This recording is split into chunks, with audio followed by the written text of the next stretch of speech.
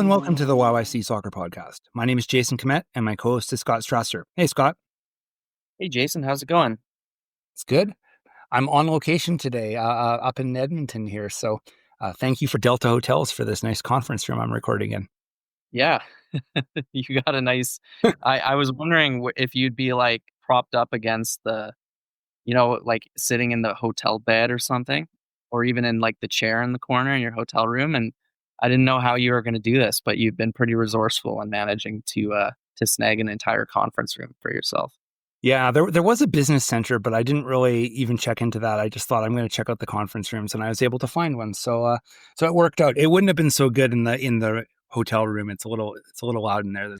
Anyway, you're back in Calgary, and I guess neither of us made it to the Cavalry match this week, but we'll still talk about it anyway, won't we?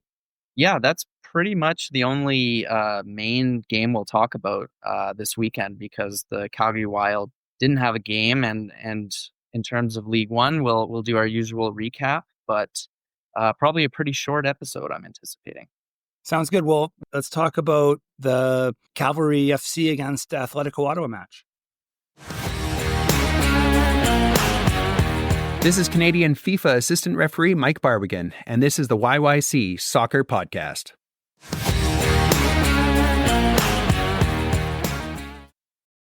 Well, Jason, I think you and I had very similar takeaways from Cavalry's 2-0 loss to Ottawa on Saturday at Spruce Meadows. That being, this Atletico Ottawa team looks like the real deal.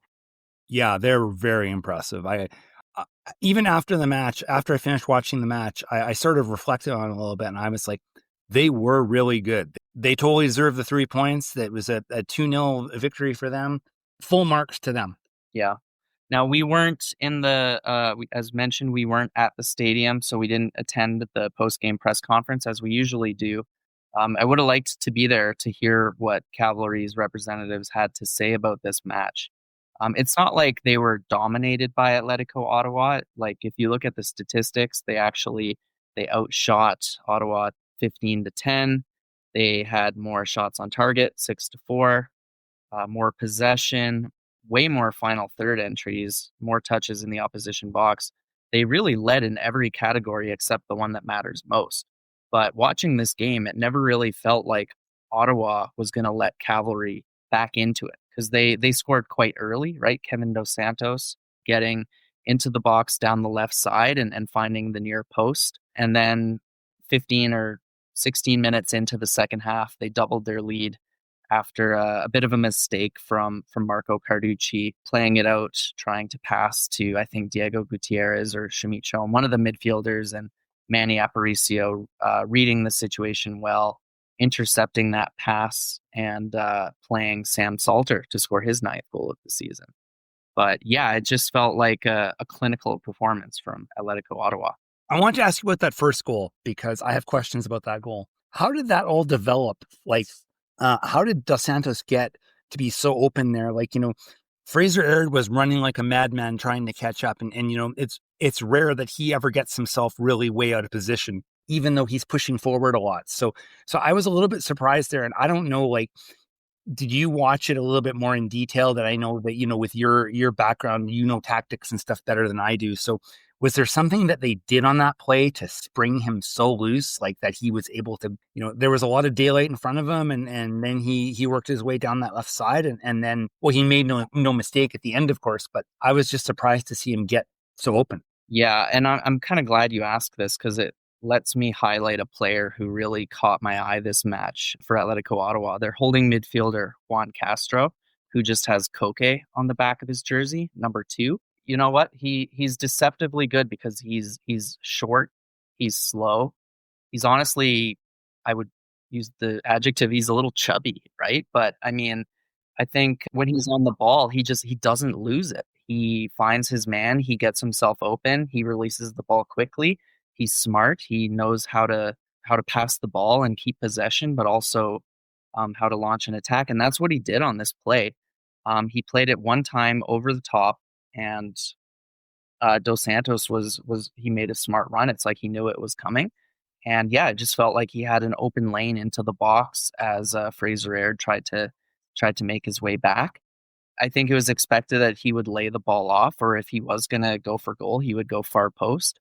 And he kind of caught everybody off guard, definitely Marco Carducci, with kind of a toe poke into the near post. So it was well worked. And I think it was due to the footballing intelligence of this player, Juan Castro.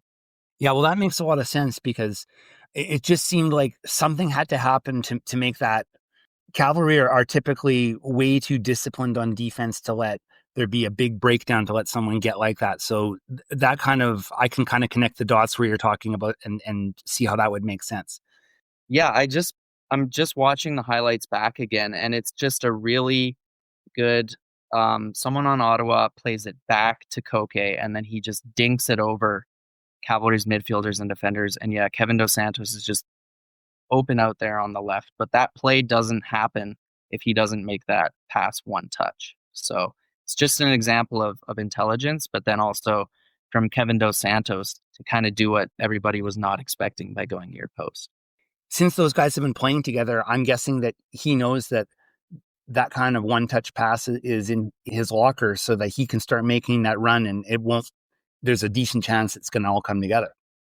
So that was pretty early into the match, and I think I'm trying to remember the last time Ottawa played Cavalry this year. It was a 3-1 win. Didn't they also score quite early in that game as well? I think so, although I can't remember exactly, but that does sound right that they got on the board very quickly. And, after that goal, like Cavalry, they weren't playing badly, right? But then the thing I noticed, and even after the second goal, which we can talk about the second goal in a minute, but, Cavalry had the ball. They had control. They were kind of, working the ball well, even getting into the final third. But there were really very few like real chances that they had, like really times where they challenged the keeper or, didn't it seem like that to you? They had the ball a lot, but really the amount of real chances they had were very small. And that was the same last time these two teams played as well. And I think the closest Cavalry came in the first half was that run down the left from Mihail Gerasimenkov and a ball right across into the 6-yard box. And I think it was Ali Musi who was charging through on goal and just didn't manage to get that all-important touch. That would have definitely probably altered the course of this game. But Ottawa managed to hold on to the 1-0 lead and take that into the second half. And in terms of what happened early into the second half, I actually can't remember it very well, but obviously they took advantage of a mishap from Marco Carducci right after the hour mark to double their lead and virtually put this game to bed. That was a combination of Marco Carducci being a little bit casual with the ball, but also Manny Aparicio just like jumped right in front of it and stopped it. So, Aparicio had a really, really strong game. Like, he's the kind of guy that, he's frustrating when you have to play against him, but geez, like he does a really good job for his team and he played really well in this match. But I think that goal he kind of was the one that started it all. And then, it was finished off clinically. Yeah, it's unfortunate. Those are not the kind of mistakes that you typically expect Cavalry or Carducci to make, but hey, happens. And they were ruthless and scored on it. Yeah, you got to admit it wasn't Marco Carducci's best game. I think both goals he could probably put his hand up for, but you can't take away like Manny Aparicio's intelligence on that to not only intercept the pass, but to with one touch hook it right into Sam Salter's path so that he could have the easy finish. Aparicio, I think he got man of the match in this game. Definitely deserved it. And I mean, I've always been impressed by him. He's been on 3 different teams in the CPL, and he's been a stalwart defensive midfielder or central midfielder for each of those teams. And yeah, he's definitely an important piece in this ruthless Atletico Ottawa team right now. We can't hand them all the trophies yet, obviously, but yeah, that was a very impressive performance by Atletico Ottawa. Yeah, like Atletico has been impressive. They were really impressive last year for big chunks of the season, but they did fizzle out in the second half. So, I mean, that could very well happen again. But at the moment, I really do think that the regular season title is kind of theirs to lose.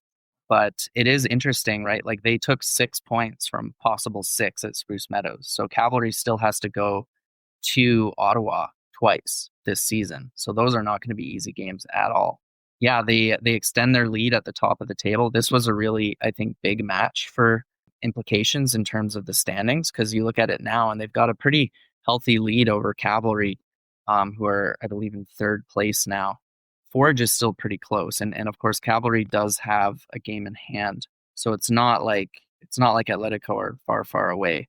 But yeah, we're one game away, at least from Atletico's perspective, of the halfway point, and they're now, what is that, 6 games unbeaten. And it also, of course, we got to mention this ends Cavalry's 10-game unbeaten run. Yeah, they had a nice run going, but I guess that's how it always works. You're eventually going to lose. So yeah, you look at the table right now, and there is definitely some of that separation that we talked about, with the top 4 and the bottom 4. But yeah, Forge and Cavalry have a game in hand on Ottawa, but they are further behind. Like even with Forge is 4 points behind with a game in hand. So even if they are able to, win that match, they'll still be behind Atletico Ottawa. Yeah, I think the thing that is noticeable with Atletico is how many of their players are scoring, right? I heard Jenkinson, the commentator, say, I think they have 4 players who are on more than 4 goals right now, and Sam Salter's on 9, I believe. So it seems like they spread the offense around, and even when one player isn't clicking, then another player steps up. This is Izzy Monk, and welcome to YYC Soccer Podcast. 4 matches in League One Alberta on Friday evening, and 3 of them were in Calgary. Let's talk about each one briefly. First one we can talk about is Rangers versus Scottish. They were playing at Weber Athletic Park, and the men were able to get a 2-2 draw. Yeah, this was off 2 goals from Kwasi Otemp Frimpong, who I believe I think he scored in their last game too. So he's on a good run of form at the moment. And then on the women's side, this was a 2-1 win for Rangers, with goals coming from Izzy DePalma and Brooke Burrows. And over at Shoaldice, Cavs U21 played Callies United, and this was kind of a bloodbath. Yeah, this was an 8-1 win for Cavalry. I'm not really sure what happened with Callies United, because they have like a decent team, but maybe they were missing some key players or something, because this was an easy outing for Cavalry, but they did have some of their top players playing. Owen Antoniak scored twice. Michael Harms was in there. He scored as well. Yeah, in terms of the other guys, I'm not as familiar with them, but I see a guy named Zamola got 2, Stuber, Reyes, and then a goal for Jax Wheeldon. Over at Broadview, Villains played the St. Albert Impact, and St. Albert had a very successful road trip down to Calgary for sure. Yeah, on the men's side, this was a high-scoring game, wasn't it? It was 8-3 for St. Albert. Noah Lachelt getting in another goal for him, and then a familiar name for Cavalry fans, last year's U Sports draft pick, Rodane Cato. Villains' goals came from Shadrach Boaki, Masi Jabali, and Irvin Zinsu. But I think what's interesting is like Villains have been losing a lot of games, 5-0, 4-0. Obviously, this isn't a promising result, but to score 3 in one game, it kind of bucks the trend in terms of what they've been able to do. I think that's the most they've scored in a match so far. So on the women's side, St. Albert defeated Villains a 3-1. Of the St. Albert goal scorers, one of the goals were scored by Soraya Bailey, who listeners remember, she sat on the bench for a Wild match in earlier in the month. And the Villains goal was from Isabelle Lachance. And then there was one matchup up north in Edmonton between BTB and Foothills. And on the men's side, this was a 1-0 win for Foothills, thanks to a goal from Jamie Nicholson. However, the women's game was canceled due to weather. So when we look at the table here, Scott, it's really, really tight at the top of the men's table. There's not a lot of room between 1 and 6, 1 and 7 even, but 1 and 6 are all within 3 points. Yeah, it's going to be a pretty interesting last couple of weeks of the regular League One season on the men's side. The interesting thing is some of those teams that are down in 5th and 6th, well, definitely 6th in the case of Blizzard, they only have 7 games. So they could climb up to 1st if they win out those games that they have in hand. But yeah, BTB leads on 18 points. St. Albert and Rangers are on 17. Scottish and Foothills are on 16. And then Blizzard are on 15 at the moment. It's a real logjam there. And on the women's side, there's definitely a separation. Well, Foothills has managed to build up a 3-point lead at the top over St. Albert.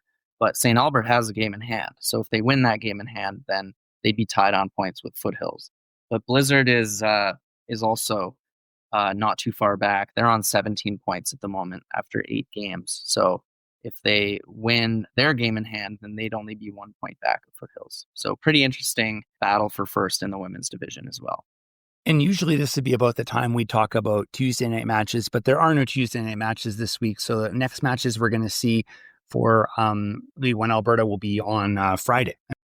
All right, so we were looking at the schedule and realized that there's actually no games coming up next weekend for the Calgary Wild or for Cavalry. So we thought it would be best to not record an episode on Thursday as we usually do for a Friday morning release.